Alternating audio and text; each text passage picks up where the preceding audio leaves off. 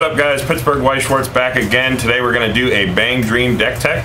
There are a lot of different ways to make BanG Dream meta, so this is just sort of my take on it. But yeah, let's just hop right into it. So we're going to start out with our beaters. We run 4 of the Chisato. So this is Futaba from Persona 5. On play, top check, music character, marker it, gets a level and 1500 power. This card profile is absolutely broken.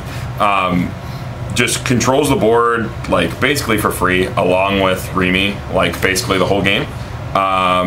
And later on in the game, it like lets you do like 5-card brainstorm stuff because you don't have to marker the card, which is really important. So it's like an oversized that has value later on in the game. I'll put these down here. Oh, and by the way, I also have Andy and Paul with me. Forgot to mention that. Hola. Next beater we run 3 of this Hagami bomb. So she's a stock bomb, so when she gets reversed, character in front of her goes to stock, they pop the top card. And also when your opponent plays a climax, you get to flip this into your stock, so it's a good little stock charge. It's good against AOT. Bombs are pretty good because they kind of like dirtle out with runners in their 0 game, and then on top of that, when they try to go for Aaron, you can pop it. So it's just a good card to have against AOT since you're running like an oversized, which is sticking on the board, so you have like an alternate game plan. Any on reverse combo. Yeah, it's just really good for denying. And like, the card fixes you for yellow, which will be important for our level 3s. Moving on to Brainstormers, we run 4 of this Remy. We need to see it. It's a self-rest Brainstorm for salvage. And then gives spot 500 power. The 500 power is like super relevant at 0. It's like not about Brainstormer to have down on first deck because of that. Since your back row, there's only like 2 other cards that you kind of want sitting back there, so this is really want to do. And because we're going to be putting a lot of cards in our waiting room with the other cards in our deck, this just has a lot more value than any other search. But this is just the best brainstorm in BanG Dream. BanG Dream compresses so hard. It's best to run 4. All right, let's do. Okay, so we're going to get into our filtering tools. This is where I might start catching some flack. So I run 3 of this Saya drop salvager. She is on play mill 2. If you hit a climax, she goes to 3500, or you can select any of your characters and give it 1500 power. And then also has pay 1, drop a card, salvage a card, give a character 1000 power. So she has a lot of utility. I run this card at 3 because I use this, I field this aggressively at 0 to put more stars in my waiting room for Kasumi so that Kasumi doesn't brick as often. One of the worst feelings in the world is when you have the Kasumi and you have the gate and you don't have the stars in waiting room, and this just helps get you there. You can probably go down to less, but like the more I've played with Kasumi versus the Maguro, the Crystal Song Yukina, I've just found that the more mill you're running at 0, the more consistent having your stars in waiting room is. It's also just like a really good utility card. You can like salvage and give power and get over lanes and stuff like that. Next filtering tool we run 2 of the Kokoro Drop Searcher. This card is fucking broken. It's a 2 soul if you have it in the center position, and then it's a drop search. Just an unbelievably solid card. Also fixes you for yellow for your end game. Just completely ridiculous. Like one of the best drop salvagers that they've ever printed. Onto our 1 of text. I want 1 of this Chibi-Ron, which is the Cosmo profile. It's like pay 1, pitch 1, look at 3, take any card. Helps you get into your pants for Yukina combo. Also run 1 of this Arisa top checker. Whenever you play her or another card, you can look at the top card. That's it. And then you can rest her and give something 1000 power. Just a good way to confirm like our Kasumi bombs, confirm some of our other stuff. So it's just a really useful effect, but only really run it as a 1 of. Other 1 of we run is I find myself in the position where I need costless ditch in this list a lot. So we run 1 of this Twinkle Sparkling Kasumi promo. It's a shop promo. It's on play, top check. If it is music or something in the warehouse, add to hand, pitch a card. So it just helps you pitch out like flooded climaxes and stuff like that. Just a really useful costless ditch since the rest of our filter is costed. But yeah, that's it for zeros. We're running 19. Might seem like a lot. BanG Dream is a list that runs a lot of filtering tools. So that's just kind of why we have so many zeros in the list. They're also a set that doesn't really hold board until its next turn. They're about winning board on their turn, so running a lot of zeros doesn't matter as much. Moving on to level 1s. Let's get right into our combo. 4 Christmas Kasumi. Good luck finding this card in English. How much is this up to now? People are running these for like 35. Really? Every time people post them on Global for 50, they sell like that. Yeah. I think it's like the rarest card in the entire game. Yeah, so this is a set 1 double rare. This is a set 1 double rare. For every other character you play, it gets 1,000 power. So it gets up to like Aaron with Climax, like 7/5. And then on attack, takes back a something in the warehouse from your waiting room. So it's just a loopable combo, because when all these die and you have all the warehouses in your hand, you get to play the warehouses, get the Kasumis back, and play it again. So it's like an infinite value engine that lets you fix your deck constantly. It's more high roll than the Maguro. The Crystal when we say Maguro, I mean Crystal Song Yukina from the Roselia trial deck. But the ceiling on this is much higher, which is why I prefer to play it. It's a little bit harder to set up, and it makes the deck a lot harder to play than playing the book combo. But the ceiling is so much higher, and this helps you clear bigger fields, since it'll go to 7/5. All right. Next card we run, talking about clearing field. This Kasumi Bomb. So this is on play, top check. If it's a music character, plus 2k anywhere on the board, including herself. And then she's a level 1 reverser. This is a new card for multi-live. It's from the trial deck in Japan. This card just really brings the like red-blue deck together. This card's absolutely broken. When Kasumi wasn't big enough to get over stuff and you had to crash her, it felt like kind of bad, because like the whole point is you're trying to get into your next deck after you play Kasumi, because you play at all your warehouses, you get to 1 card in deck, but like if they die, you can't get them back on your next deck and play them again. But this just helps you clear out those big walls and like puts the 2k power buff is just absolutely ridiculous, and she's a 2500 bomb. Like you don't even feel bad throwing this down early to answer the 0 game, because it's going to sit out there, be really good. The other thing that you could run here is that Lisa Resonate, but I really think this card's ridiculous in the list. And lastly, level 1 Warehouse. 3-card Brainstorm on play. Salvage a card of the level of the number of music characters you hit. So it'll always trade for a 0. Very important. Makes all of our tech cards, our 0 tech cards, very strong. So you can always get them for a warehouse. You can always exchange for a 0. Really important. It's super hard to miss, like level 1 though. Yeah. You hit 1 character and 3 cards, it's super easy. Yeah, on first deck you can get a level 3 character really easily. We don't run a lot of early plays in this list, but still, just an amazing card. That's it for level 1s. Where's your store warehouses at? No, we like set 2 warehouse because it has Kasumi's cute face on it. No, we don't. Yeah, we love set 2 warehouse. Where's the stores at, man? We love set 2 warehouse. It makes it so much harder for me when I'm trying to go through my waiting room to find a character. I keep seeing Kasumi's face on the. Next card we run, speaking of events with characters' faces on them. 2 lucky buns for luck. This card's broken. 2/1 stock swap. This is probably the most aggressively costed stock swap in the game. You can play it at level 2, which like bricks out decks that compress really hard at level 1. So like decks that have like stock combos at 1. You can clear off your own board, get hit for big, go to level 2, then stock swap them on your turn and like ruin their new deck. And then they have to have a whole turn dealing with it. Which just makes it really good. Also has really good synergy with the one of Fumio we play too. So just enough, and it like just makes Yukina even more ridiculous. So speaking of making Yukina even more ridiculous, 2 Bride. This card turns off backups to level assist. If you have an event in your waiting room, you can rest this in another character, and you give a lane Shroud, which means they can't play events or backups. So you just get to get one of your Yukina reverses for free, which is very good. Very good card.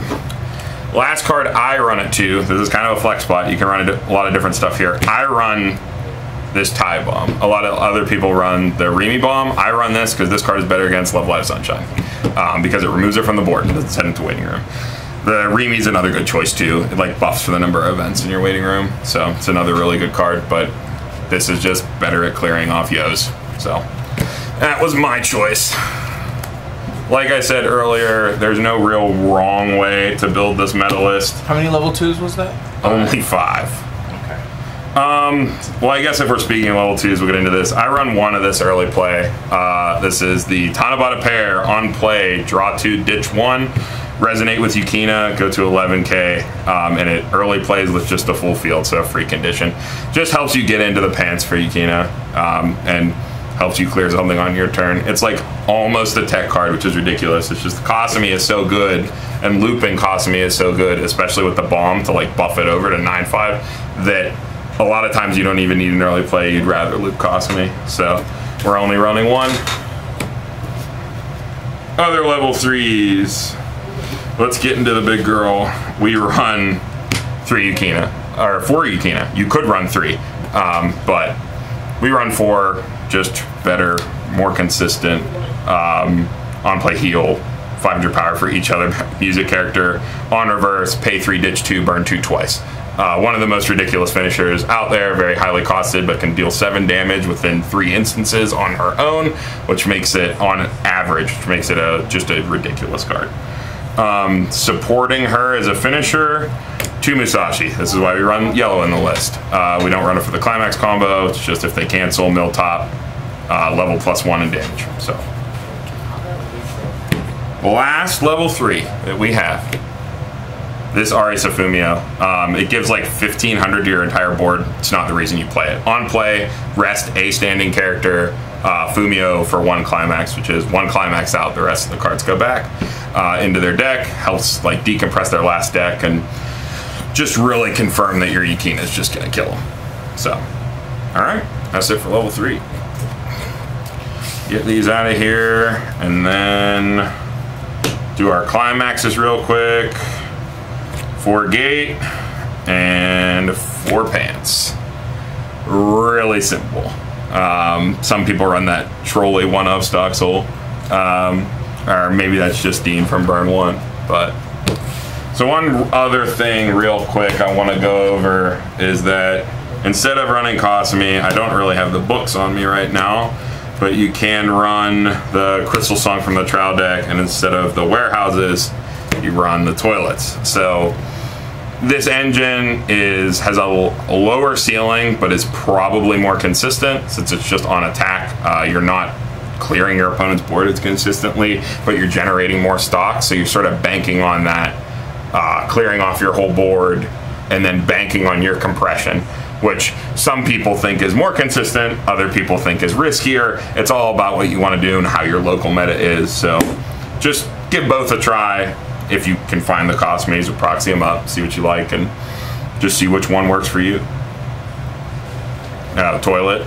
Yeah, if you can find the toilet. Yeah, if you can find the toilets. This card, and this card's only going to go up. So if you want to play the toilet build, go get them now. Because once Volume 2 comes out and people start playing Ayalisa, this card's going to go even higher in price. Because it's that card that makes the whole deck really tie together.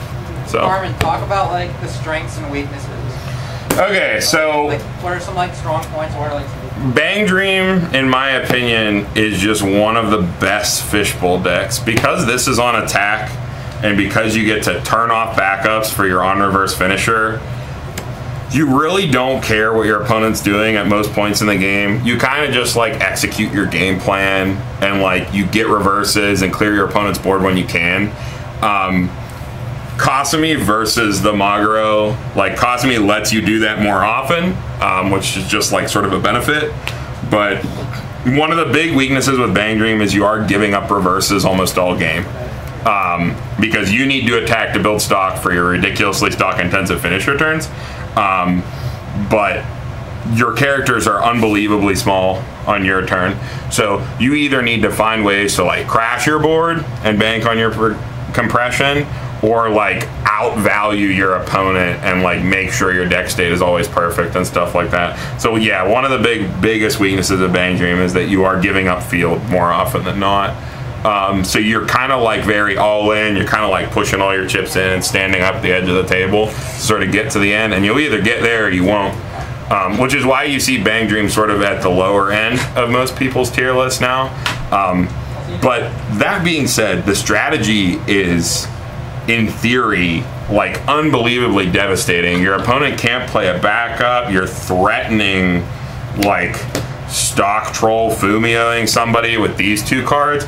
Like you're just threatening such a ridiculous like level of consistent damage, sort of in a Konosuba type fashion, but you're doing it in a more traditional way, whereas Konosuba just kind of like does all its broken stuff and kills you all at once. BanG Dream sort of builds resources in a more traditional way, but kills you in a way that's almost as destructive if they get all their stuff off. Like if you get bunsed, Fumio'd, and they drop 2 Yukinas and a Musashi, just scoop. You're dead. You're not living, no matter what situation you were in when you got there. So yeah, just sort of the strengths and weaknesses. Your mid game, you're going to give up reverses, but you have like this ridiculous finisher setup that kind of helps you close out games really consistently. So depending on your local meta, BanG Dream will either seem insanely good or really underwhelming from what I've seen and what people say and stuff like that. So give it a try. So what is your IO deal set up at the end game? All right.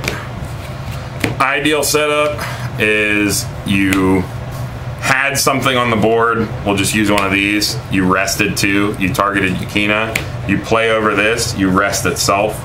You have another Yukina and a Musashi, and you play the pants. That's your ideal end game. Oh, and you stock trolled them too. So that's basically what you're looking to do. And you say that's a lot of stock. Keep in mind, other than your filtering tools, everything that you play is free. So Warehouse is free to play, as is the whole Kasumi combo. It's just cards in hand, so you're mostly worried throughout the game is like managing hand size versus like paying out stock. You only really pay out stock when you absolutely have to. If your stock gets a little dirty, sometimes you just have to try to like compress harder to compensate that because you have to get to your end game turn to have a chance of winning. This is like the dream state board. This goes off sometimes, you know, but not always. Usually, like even without the Fumio, this is pretty good because you're getting 1 for free. You're attacking here, maybe picking off a climax, and then if they have something to deal with this lane, they have something to deal with this lane. You can't play around everything, but you can threaten 7 damage, 3 damage with Musashi on cancel. That's like a really destructive level of damage output. But yeah, like we said, there's a lot of different ways to build it. There's not wrong ways to build it. You can play Mocha, you can play Crystal Song. Paul's over there like, no Mocha. But yeah, there's a lot of different ways to build BanG Dream. This is the way I've decided to do it, the way that I've come to after playing it a lot. I mean, this is the set that I started like really taking the game seriously with, so I feel pretty passionately about my choices and my list after playing it for so long, and I hope you guys enjoyed it. Like I keep saying, we're gonna try to get deck techs out for all the decks as quickly as we can, so if you want to see a specific one next, please let us know. And yeah, I think that's about it for BanG Dream. Pittsburgh White Sports signing off. Thanks for watching, guys.